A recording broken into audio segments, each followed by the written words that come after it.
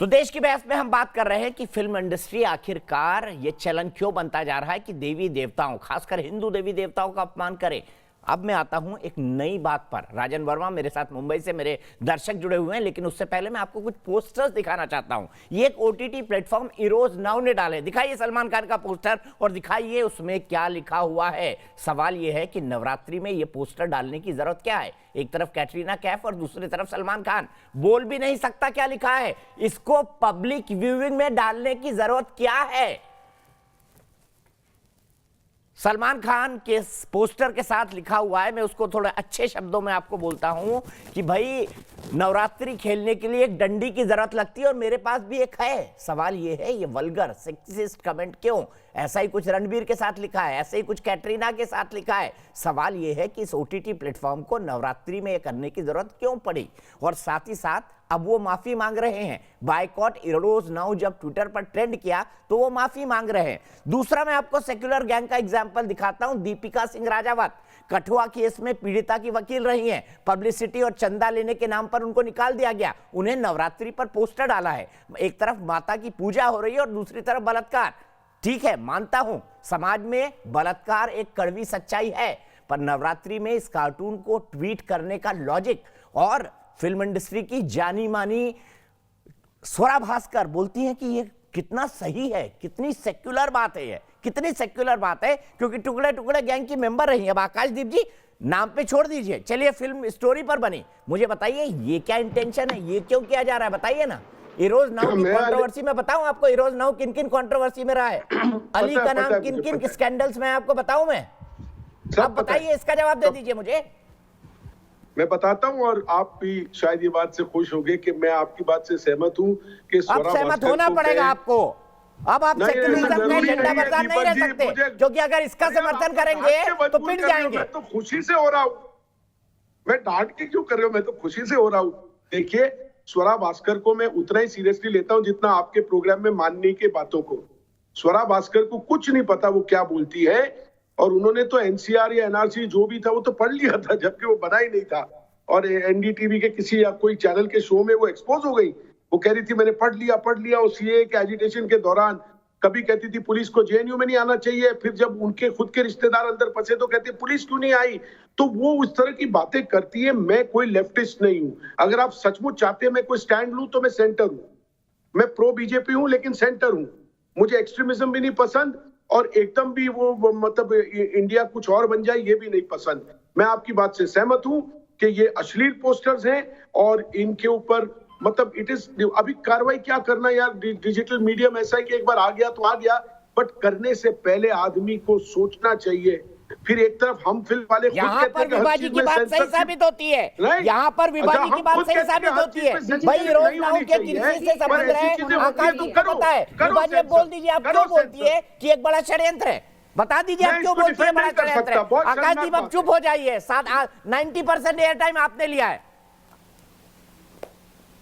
मैं साइलेंट हूं। आकाश जी, विभीषण रावण के भाई थे, वो द्वापर की बात, त्रेता की बात, लेकिन इस कलयुग में भी आपके जैसे विभीषण हैं जो गलत को गलत नहीं कहने की ताकत रखते। सिर्फ टाइटल की बात है, मैं वही कहूंगा, आपकी भाषा में नहीं बोलता कि ऐसा नाम नहीं रखो। मेरे मुंह में शब्द मत डालिए, आप जो भी बोले आप तो अपनी भाषा में बोल दो। नहीं हूं, अपनी भाषा में बोल दो। नहीं बोलता तो ये मुझे गलत नहीं अपनी भाषा में बोल दो जी। नहीं, मैं आपकी बात से अगर सहमत नहीं हूं तो मैं गलत नहीं हूं। मैं सिर्फ आपकी बात से सहमत नहीं हूं। आप कैसे डिसाइड करती हैं सही और गलत क्या है? आप अपने लिए सोचिए सही और गलत, मेरे लिए मत बोलिए। एक चीज तो है, एक तो बात माननी पड़ेगी, मैं कि गलत को गलत तो मानना पड़ेगा। नहीं मानूंगा, धर्म में है, आप सनातन धर्मी हैं, लेकिन हम आपको गलत नहीं करने देंगे। मुझे वो बात हम आपको गलत नहीं करने देंगे। विभाजी हम दर्शकों पर छोड़ते हैं, आप हिंदू धर्मी हैं, सभी धर्मी हम दर्शकों पर छोड़ते हैं। लेकिन उससे पहले मैं यहाँ पर प्रियदर्शनी के पास चलना चाहूंगा। प्रियदर्शनी, मुझे जवाब दीजिए, सलमान खान को क्या फोटो शूट करना चाहिए था या उनको अनुमति देनी चाहिए, क्योंकि उनके बिना कोई पोस्टर निकल नहीं सकता? पहले तो ये जो पोस्टर जो आपने दिखाया आकाश, ये जो पोस्टर ये जो आपने मुझे दिखाया है, ये मैंने देखा था और यकीन मानिए मुझे इसमें कोई आपत्ति नहीं लगी है। वाह। अगर कोई पोस्टर डिजिटल क्या बात मीडिया है में अगर प्रियदर्शनी दिखाना जी। चाहता है, हाँ, नहीं हाँ, मुझे कोई हाँ। आपत्ति नहीं लगी है, सीरियसली बताओ, क्योंकि ऐसे ही भारत की जनसंख्या इतनी ज्यादा नहीं हुई है दीपक जी, तो अगर सच्चाई बताने की कोशिश किसी मोहतरमा ने की है तो मुझे नहीं लगता कि इसमें कोई बुराई है। हाँ, ये मैं जरूर मान सकती हूँ Deepak ji, with all due respect, कि सच्चाई कड़वी होती है और सच्चाई हर किसी को पच नहीं सकती है। इसलिए यहाँ पे मैं आपके बात का जवाब नहीं दे रहा हूँ, क्योंकि जवाब बहुत बिलो द बेल्ट होगा, मैं इसलिए टिप्पणी नहीं करता। मानवी तनेजा जी बताइए प्रियदर्शनी जी को। इनको तो चिल्लाने के अलावा कुछ आता नहीं, ये चिल्लाएंगे अब जोर जोर से। आपको लगता है ये कह रही है कि पोस्टर में कुछ भी गलत नहीं है, भारत की आबादी ऐसी नहीं बढ़ गई है। बोलती क्या हो तुम, कुछ समझ में नहीं आता, बोलती क्या हो, इतना बड़बड़ करती हो। और दूसरी बात, मेरी बात सुन लो, जिस टाइप की तुम टिप्पणी कर रही हो ना, जो तुम टिप्पणी कर रही हो ना, बहुत जल्द तुम्हारा भी एक पोस्टर बन जाएगा और फिर मैं बोलूंगी आकर के शो पे कि मुझे तो कुछ गलत नहीं लगता। तुम्हारा पोस्टर किसी भी एक्सटेंड तक चला जाएगा ना, और मैं आऊंगी शो में बोलने कि मुझे तो कहीं भी खराब नहीं लगता, बिल्कुल सही लगता। क्योंकि देखिए दीपक जी, अब इन पे बात आई, इन पे उंगली आई तो बदतमीज हो गई, तो कुछ भी हो सकता है। मैं पोस्टर बनाऊंगी, हाँ बनाऊंगी, कोई भी बना देगा। जिस हिसाब से डिबेट कर रही हो, जिस हिसाब से तुम्हें विरोध नहीं हो रहा, जिस हिसाब से तुम इतना सपोर्ट कर रही हो और हमारे देवी देवताओं का अपमान कर रही हो, तो बहुत जल्दी तुम्हारा पोस्टर बना देगा। अरे कोई भी बना देगा, हिंदू धर्म का कोई भी बना देगा, क्योंकि तुम्हारे को पता ही नहीं है कि कैसे रिस्पेक्ट करते हो। तब जब तुम्हारा पोस्टर गली गली दिखेगा ना, तब तुम्हें कोई आशंक होना नहीं चाहिए, तुम कोई स्ट्रेंज मत फील करना, क्योंकि बिल्कुल एक्सपेक्ट कर लो कि बहुत जल्दी तुम जैसे हमारे देवी देवताओं का अपमान कर रही हो शो में आके नेशनल टीवी पे, तुम्हें बहुत अच्छा लग रहा है, तुम समर्थन दे रही हो टुकड़ा टुकड़ा गैंग और जितने तमाम लोग हैं जो ये लव जिहाद फैलाता है और जैसे ये सब कुछ है, तुम्हें बहुत तुम समर्थन में आ गई हो ना, तो बहुत जल्दी तुम्हारा पोस्टर बन जाएगा। और कोई बड़ी बात मत समझना, किसी भी एक्सटेंड तक चला जाएगा पोस्टर और वायरल हो जाए, फिर आकर के डिबेट करना इस बारे में, समझ गई हो? कुछ तुम्हें समझ तो है नहीं, आकर के कुछ भी बोलना शुरू हो जाती है, बिल्कुल भी समझ नहीं है। क्या मैं प्राची अधिकारी की बात करता हूं, प्राची अधिकारी एक महिला के तौर पर क्या बताइए, बताओ इस्लामिक धर्म में ऐसे पिक्चर क्यों नहीं दे रहा दीपक जी, इतना बोल रहे हैं। बोलने की औकात मानवी और प्रियदर्शनी रुक जाइए और मैं आपको रिक्वेस्ट करूंगा व्यक्तिगत ना हो। प्राची अधिकारी मुकेश जी बोलना चाहते हैं, मैं मुकेश जी के पास जाऊंगा, उसके पास सीधे। जी पूछिए दीपक जी। मैं ये जानना चाहता हूँ कि आपको सलमान खान का हीरोज नाउ का पोस्टर उचित लगा, कैटरीना कैफ वाला उचित लगा, दीपिका राजावत का नवरात्रि पर ये कार्टून उचित लगा? किसी भी भारतीय को और वो भी सनातन धर्मी को ये क्या अच्छा लगेगा? आप बताइए। हमारे देवी देवताओं के विषय में इस तरह की बातें करी जाएं, ये वही सलमान खान है जो एक मशहूर पेंटर की फोटोज को पेंटिंग को देखकर वाहवाही करा करते थे और उसमें वो दुर्गा का नंगा चित्रण करा करते थे।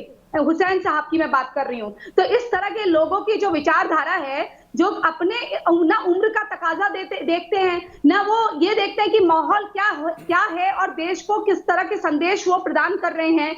और ये एक हिंदू भावना से ना केवल उनके सेंटिमेंट से खेलने का विषय है, अपितु ये किसी की धर्मनिरपेक्षता की आड़ में अगर आप इस तरह की बातें कर रहे हैं तो आपको आगे चल के इसके दूरगामी प्रभाव जो हैं झेलने पड़ सकते हैं। आप क्या कर रहे हैं? आप दुर्गा जब ये होता है, डांडिया होता है, जब डांडिया डांस होता है तो आप वहां कॉन्डम का वो करने लग जाते हैं, विज्ञापन देने लग जाते हैं, सनी लियोनी को खड़ा कर देते हैं, आप वहां पर खुद खड़े हो जाते हैं और अपने लिंग के बारे में बातें करने लग जाते हैं। अगर मैं सही भाषा में बोलूं तो आप किस तरह की आप जो ओटीटी प्लेटफॉर्म है, क्या इसके लिए सेंसरशिप लाएंगे? क्या सेंसरशिप इसके लिए जरूरी नहीं? हमारे फिल्म का टीजर रिलीज होता है, जैसे आप लक्ष्मी बॉम्ब की बात कर रहे थे, आप चिंता मत करिए, जो मेरे अगले एक साल में आ जाएगा और मैंने उसका प्रारूप भी देख लिया है। सीधे राजन वर्मा के पास चलता हूँ मुंबई में। राजन वर्मा जी बताइए, क्या जो टिप्पणियां हो रही हैं वो भी त्योहार के माहौल में, इस कोरोना काल में, क्या लोगों के पास ज्यादा दिमाग आ गया है या जानबूझकर इस तरह के बेइज्जती फैलाई जा रही है सोशल मीडिया पर, फिल्मों में, ओटीटी प्लेटफॉर्म पर?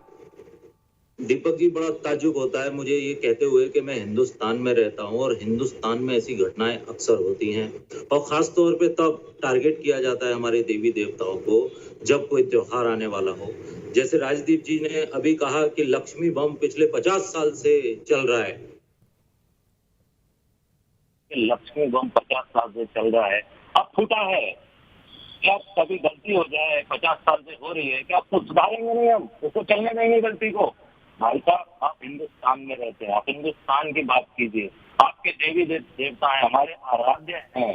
आज अगर लक्ष्मी बम जैसी फिल्म मैं कहता हूँ अगर आती है या किसी भी स्टार के नाम से कोई पिक्चर डाली जाती है सोशल पे, तो मैं ये कहना चाहता हूँ कि जिस स्टार की फिल्म जो पिक्चर डाली गई है उनका दायित्व बनता है समाज के प्रति कि वो आकर उसके खिलाफ एक्शन लें, उस कंपनी के खिलाफ एक्शन लें जिन्होंने उनका दुरुपयोग किया है, उनकी पिक्चर का दुरुपयोग किया है। क्योंकि मुझे नहीं लगता कि स्टार्स हैं ये डांडिया के बारे में या माता जी के बारे में ऐसा कुछ लिखेंगे।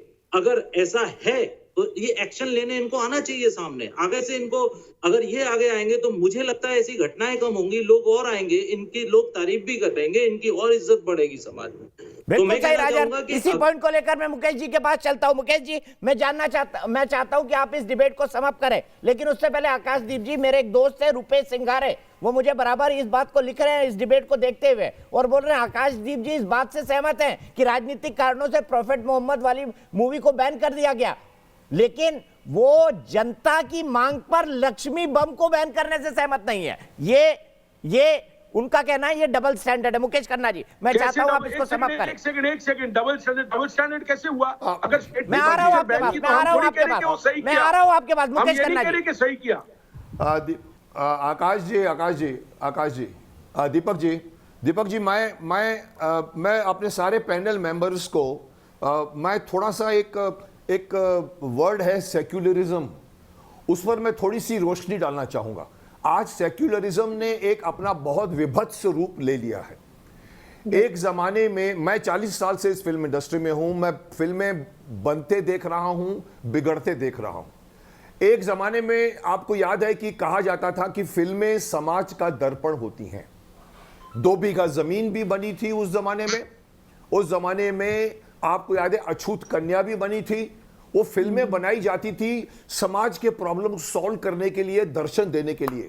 माफ करना, आज सेक्युलरिज्म के नाम पर आप जेएनयू खड़ा हो गया है, बुद्धिजीवी खड़े हो गए हैं, सूडो इंटेलेक्चुअल्स अपने आप को बोलते हैं, परिभाषा बदल दी है। भाई मुझे तो कुछ भी बोलने का हक है, मैं कुछ भी बोल सकता हूं। मैं तो अभी एक हमारे फिल्म मेकर ने किसी डिस्कशन में कहा था, मुकेश जी मैं सीनियर सिटीजन हूं, मैं कोई भी फिल्म देख सकता हूं। मैंने कहा साहब आप सीनियर सिटीजन हैं, आप कोई भी फिल्म देखिए अपने घर के अंधेरे में, लेकिन वो फिल्म एक हमारे घर में, हमारे यहाँ पर एक बच्चे लोग बैठ के मोबाइल पर देख रहे होते जिसको आप एडल्ट्स कहते हो। हम अमेरिका में नहीं जी रहे, स्वीडन में नहीं जी रहे, जहां पर लॉ का इंप्लीमेंटेशन होता है। तो आज क्या हो रहा है? आज समाज का दर्पण नहीं है, आज फिल्में बनाई जा रही है समाज को सिखाने के लिए। आज धर्म को परिवर्तन, अगर धर्म के ऊपर अटैक करना बनाई जा रही है। बाहर के लोगों का अगर फंडिंग है, मुझे नहीं मालूम, आप कहते तो होगी फंडिंग। आप मतलब ये समाज का दर्पण नहीं है, ये खुद अपना एक बिलबोर्ड बना के बोलते चलो बच्चों लोग, आप लोग इस राह पे चलो।